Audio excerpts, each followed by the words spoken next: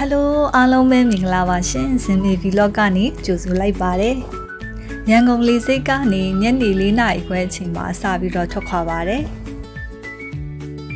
ဗီယက်နမ်နိုင်ငံဂျာနန်လေဆိပ်ကိုရောက်တဲ့အချိန်မှာညနေ6နာရီခွဲဖြစ်နေပါပြီ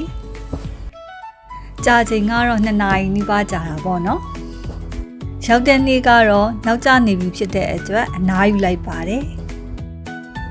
ပထမဆုံးခီးစဉ်အဖြစ်Coconut Forest ကနေစတင်လိုက်ပါတယ်ဗီယက်နမ်ရိုးရာလှေလေးဖြစ်တဲ့သကောခေါ်မလားမသိဘူးเนาะအဲ့ကလေးလေးကိုစပြီးတော့စီးကြရပါတော့စိတ်လှုပ်ရှားဖို့လည်းကောင်းနေရေကြောက်တာဖြစ်တဲ့အတွက်လေနည်းနည်းလေးအသေးရတာလေးဖြစ်တာပေါ့နော်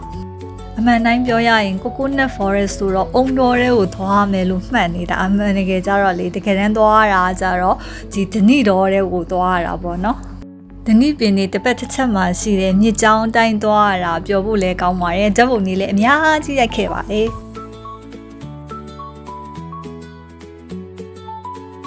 ခီးစဉ်တစ်လျှောက်မှာလေသူက performance လေးတွေရှိတယ်ဒီလားဟောမောကြည်လှေကိုလှည့်နေ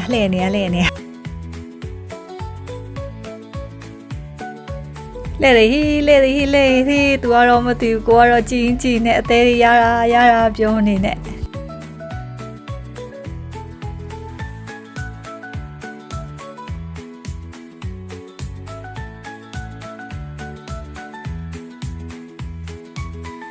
ညီမလေးကလည်းသူလည်းစီးကြည့်မယ်တဲ့ဆိုပြီးတော့စီးတာသူတော့မသိဘူးကိုတော့ကြည်နဲ့ခေါင်းတွေမူးလာတယ်ပျော်ဖို့လည်းကောင်းတယ်ဒီလားနောက်တနေရာလဲကြာအောင်ငါဖမ်းနေတာကိုတွေ့တယ်ပေါ့နော်သူကပိုက်ကွန်ကိုကြည့်ဖမ်းတဲ့ခါကျတော့လေငါးတွေအများကြီးပါလာမယ်လို့ထင်တယ်နော်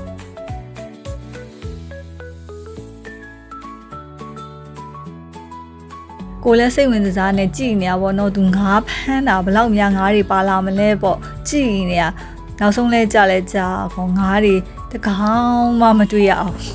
ပြီးရောအပြန်လမ်းမှာလှေသမားလမ်းမှာရက်ပြီးတော့မှဘာလုပ်တာလဲဆိုတော့ tick money တောင်းတာတဲ့နည်းနည်းတော့စိတ်နှောက်ယှက်လေးတော့ဖြစ်သွားတာပေါ့နော်ဒီခီးစဉ်လေးကပျော်ဖို့လည်းကောင်းနေစိတ်ထုတ်ရှားဖို့လည်းကောင်းနေအတွေ့အကြုံအသစ်လေးလည်းရပါတယ်